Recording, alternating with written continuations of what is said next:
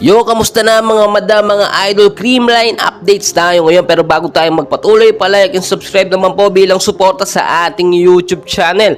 Well guys, napabalita nga po ang muling pagbabalik ni Gia Morado next conference at papalitan niya muna bilang setter. Itong maaasahan din na setter ng Creamline na si Kyle Negrito. May mga nagsasabi po tuloy ngayon na hindi na nga daw kailangan pampalitan ni Gia Morado itong si Kyle Negrito dahil nakita naman natin so far so good.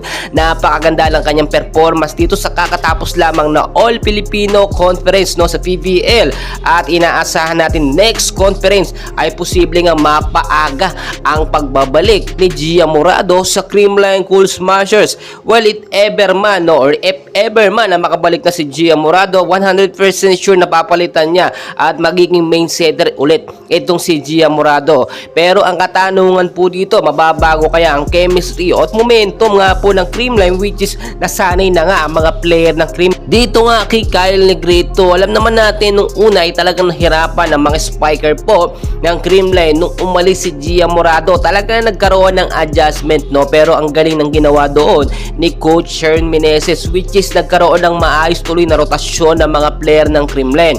Though hindi natin maikakaila na talagang magaling itong si Gia Morado, pero natuto na ngayon itong si Kyle Negrito, pinaka main setter na nga sa kakatapos lamang na PBL All Filipino Conference, and so far nakita natin yung magandang performance ng Creamline. Nagamit at nahasa yung mga bench player po ng CCS na ngayon ay gumagawa ng ingay dito nga sa PBL. So if ever mapaaga at makabalik na si Gia Morado dito sa Creamline, for sure ilang practice lamang ilang weeks na practice lamang ay buong buo uli ang chemistry at momentum ng Creamline Cool Smashers. And as of now, alam naman natin si Gia Morado ay nasa ibang bansa pa naglalaro. Maganda ang pinapakitang performance, pero maraming sabik na mga Creamline fans sa pagbabalik ni Gia, especially next conference, dahil magkakaroon po ng mas malalakas na team. Dahil kung napabalitaan nyo na yung pagkabuwag nga ng F2 Logistic, ang mga star player nila ay naglipatan sa mga sikat at malalakas na team dito sa PBL.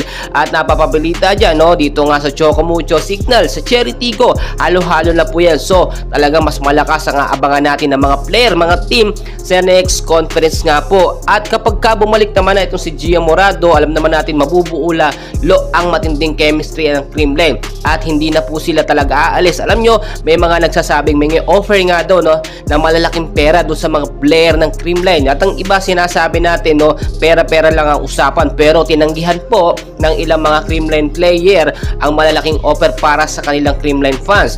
Well guys, napakarami pa nating kaganapan na dapat bantayan, and please dyan lang kayo for more Creamline at CCS updates. Maraming salamat po sa inyong lahat.